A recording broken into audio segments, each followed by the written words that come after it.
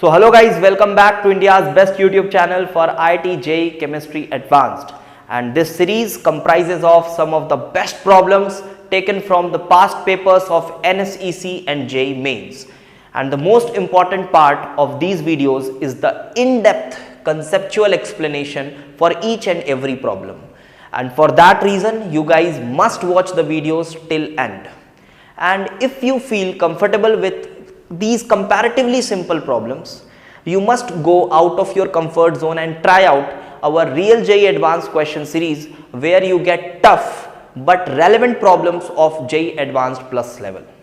And I am 100% sure that if you follow this series followed by Real JEE Advanced question series, you will get a boost in your IIT JEE score, and this channel will ultimately increase competition among all IIT JEE aspirant across India. So hello guys, here I am with part 22 of the series and taken a wonderful question from electrochemistry. मैं ये कह सकता हूँ कि ये question का पूरा potential है कि आपको एडवांस के पेपर में भी इस कंसेप्ट पे क्वेश्चन दिख सकता है. इवन मैं ये भी कह सकता हूँ कि इलेक्ट्रोकेमिस्ट्री से जो JEE एडवांस में प्रॉब्लम्स आए हुए हैं प्रीवियस 5 साल की अगर मैं बातें करूँ, तो वो प्रॉब्लम्स और इस प्रॉब्लम को आप अगर कंपेयर करोगे, you will find this problem to be better. JEE advanced ने इलेक्ट्रोकेमिस्ट्री टॉपिक को लेकर ना काफ़ी डिसअपॉइंट किया है. Straightforward formula based questions आए हुए हैं इलेक्ट्रोकेमिस्ट्री से. आसान सा सेल, इजी सा फार्मूला, ऐसे क्वेश्चंस आए हुए हैं. बट आप इस क्वेश्चन को ज़रूर ट्राई करना और सोल्यूशन बहुत अच्छे से देखना फिर, ठीक है. अपने कंसेप्ट को चेक करने के लिए सोल्यूशन बहुत अच्छे से देखना. तो चलो देखते हैं, सॉल्व करते हैं इस क्वेश्चन को. पहले क्वेश्चन का मैं सीन समझा दूं आपको. हो क्या रहा है इसमें हो कुछ ऐसा रहा है कि आपके पास एक सोडियम फोटो इलेक्ट्रिक इफेक्ट को थोड़ा सा इलेक्ट्रोकेमिस्ट्री के साथ लिंक किया है. आपके पास सोडियम मेटल प्लेट है, फोटोन मारे जा रहे हैं, फोटो करंट आ रही है, इलेक्ट्रॉन्स इजेक्ट हो रहे हैं, फोटो करंट आ रही है. अब उस फोटो करंट को रोका गया है using the concept of stopping potential, you might be knowing. लेकिन वो जो स्टॉपिंग पोटेंशियल के लिए जो वोल्टेज दी जा रही है ना, वो वोल्टेज दी जा रही है यूजिंग अ इलेक्ट्रोकेमिकल सेल. और यहां से इलेक्ट्रोकेमिस्ट्री शुरू होती है क्वेश्चन की. और ये जो सेल है, ये बहुत नॉर्मल सा सेल नहीं है. सेल को देखकर भी कुछ बच्चे परेशान हो सकते हैं. इधर आपके पास एक गैस इलेक्ट्रोड है, हाइड्रोजन इलेक्ट्रोड. स्टैंडर्ड कंडीशंस में नहीं है, बट हाँ गैस इलेक्ट्रोड है. और इधर आपके पास एक मेटल स्पैरिंगली सॉल्युबल सॉल्ट और मेटल इलेक्ट्रोड है. एक बात और खास इसमें यह है कि इसमें कोई सॉल्ट ब्रिज नहीं है. आई होप आपने कब सॉल्ट ब्रिज नहीं रहेगा तो भी सेल काम करता है ऐसे केसेस पढ़े होंगे, वो अभी इस क्वेश्चन में नहीं पढ़ाऊंगा, ठीक है. तो सॉल्ट ब्रिज नहीं है. HCl is common. एक ही कंपार्टमेंट में हमने दोनों इलेक्ट्रोड्स को डाला हुआ है और HCl का सोल्यूशन कॉमन है दोनों में. ये सेल को पढ़ के समझ में आ रहा है. और उसके बाद सेम चीज पोटेशियम के साथ करनी है. वर्क फंक्शन दिया हुआ है और आपको पता करना है कि पोटेशियम के लिए जब आप सेम स्टॉपिंग पोटेंशियल दे रहे होगे इसी सेल के थ्रू, तो ऑब्वियसली वो स्टॉपिंग पोटेंशियल अलग होगा क्योंकि इसका वर्क फंक्शन अलग है. तो उस स्टॉपिंग पोटेंशियल के लिए आपको क्या pH मेंटेन करनी पड़ेगी इसकी, ठीक है. तो चलो मैं इसको थोड़ा सॉल्व करता हूं. सबसे पहले ना मैं आपके लिए सेल का इक्वेशन लिखूंगा. सेल का इक्वेशन लिखेंगे तभी आपको थोड़ा समझ में आएगा. देखो सेल का इक्वेशन लिखते हैं पहले. एनोड पे क्या हो रहा है? एनोड तो काफी आसान है. हाइड्रोजन जो है वो ऑक्सीडाइज हो रहा है H+ में, एंड यस एक इलेक्ट्रॉन निकल रहा है. कैथोड पे देखो क्या हो रहा है. कैथोड पे रिडक्शन हो रहा है. बहुत सारे बच्चों को मैंने देखा है स्पैरिंगली सॉल्युबल सॉल्ट और मेटल इलेक्ट्रोड को एकदम अंधों की तरह रट लेते हैं रिएक्शन को, कुछ समझ नहीं होता उनको. ऐसा नहीं करें, आप थोड़ा समझ के पढ़ें. तो कैथोड में क्या होता है देखो, सिल्वर का ऑक्सीडेशन, सिल्वर का रिडक्शन, आयन का रिडक्शन हो रहा है. नहीं सर, हमने तो इक्वेशन जब रटा है तो उसमें तो AgCl भी लिखा रहता है, Ag+ तो रहता ही नहीं है. हाँ, अब ध्यान से देखो, आपके पास स्पैरिंगली सॉल्युबल सॉल्ट का पेस्ट वहां है, उसके थ्रू आपके पास Ag+ और Cl- का Ksp वाला इक्विलिब्रियम मेंटेन है. तो अब Ag+ अगर कम होगा तो उस इक्विलिब्रियम को मेंटेन करने के लिए AgCl और टूटेगा ना. तो बस जो AgCl आपके पास सॉलिड है वो उस इक्विलिब्रियम को मेंटेन करने के लिए और ब्रेक होगा, और ये ब्रेक होगा किसमें, Ag plus and Cl minus. तो जो नेट इसका इक्वेशन बनेगा ये आप काट दो एंड यू विल गेट, आप ऐसा लिखोगे। बहुत सारे बच्चों को देखा है मैंने इसको अंधों की तरह रटते हुए, Ag प्लस क्लोराइड, और बहुत सारे मास्टर लोग भी इसको बस फाइनल इक्वेशन लिख देते हैं। चलो, तो ये आपके पास इक्वेशन बना। तो बेटा नेट रिएक्शन क्या बना, नेट सेल रिएक्शन अगर बोला जाए, नेट सेल रिएक्शन देखा जाए तो क्या बना, ये बना, दोनों को ऐड करो आप, AgCl solid plus half H2 plus electron, electron तो कट गया है, गिव्स इलेक्ट्रॉन, इलेक्ट्रॉन कट गया है, gives Ag plus chloride plus H plus. ये लो, ये सेल रिएक्शन बना। तो उसका जब आप EMF निकालोगे E सेल, तो it is equal to E degree, और E डिग्री जो है वो हाइड्रोजन का तो 0 ही है, और AgCl वाले इलेक्ट्रोड का इधर दिया हुआ था E degree, and that is 0.22 माइनस 0.06 upon 1 into log of product, बस प्रोडक्ट के कॉन्सेंट्रेशन डिफाइंड है। इसका प्रेशर जो है वो 1 बार दिया हुआ है, तो उसमें कोई इशू नहीं है। 0.6 into log of H plus into Cl minus, और H प्लस और Cl माइनस का भी जो कंसंट्रेशन है ना वो थ्रू आउट सेम ही है, because they are coming from HCl like that. बस हम ये यूज करेंगे, ठीक है सर, ये तो समझ आ गया। सेल के बारे में जो चाहिए था वो हमको मिल गया। अब आओ थोड़ा फोटो इलेक्ट्रिक इफेक्ट वाले कॉन्सेप्ट पे आओ।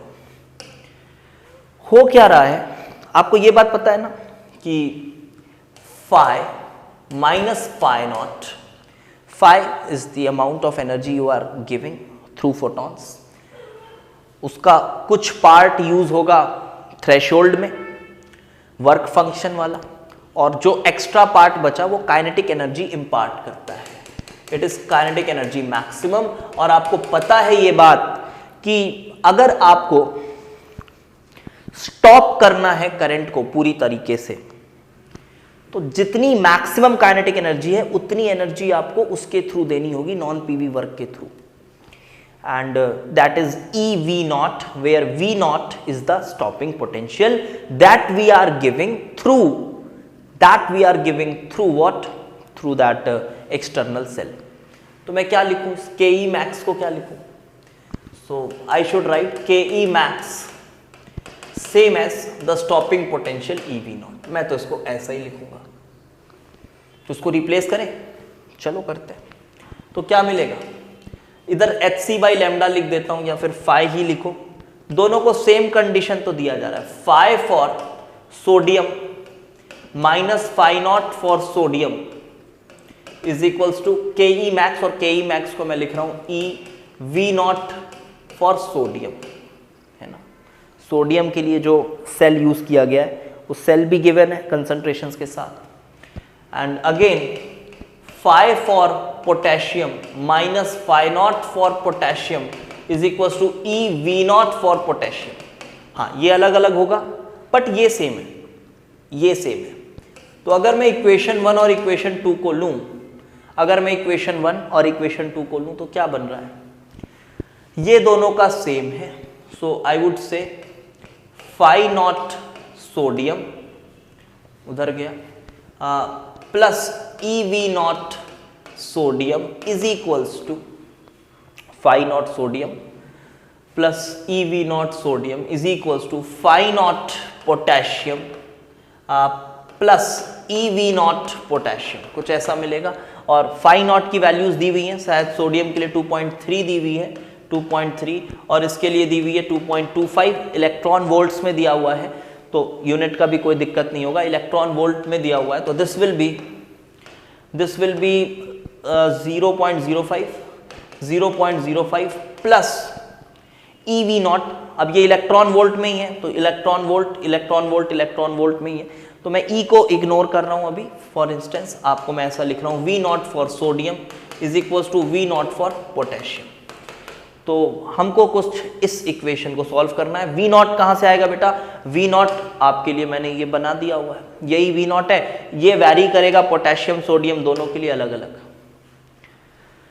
चलो इक्वेट करो, तो क्या लिख सकता हूँ इसको मैं, चलो इसको ऐसा लिख दो, V naught this minus V naught of sodium is equal to 0.05। चलो सॉल्व करते हैं इसको। V naught for potassium, potassium के लिए तो अननोन है HCl, लेकिन जितना H है उतना ही Cl है, तो V नॉट फॉर पोटेशियम को ऐसा लिखें क्या, 0.22 माइनस 0.22, ये E डिग्री हो गया, minus 0.06 into log of product H plus और Cl माइनस, इक्वेशन आप देख सकते हैं नस्ट इक्वेशन, तो H प्लस और Cl माइनस है तो दोनों सेम ही है, तो क्यों ना मैं उसको H प्लस का स्क्वायर लिख दूं और मुझे pH चाहिए।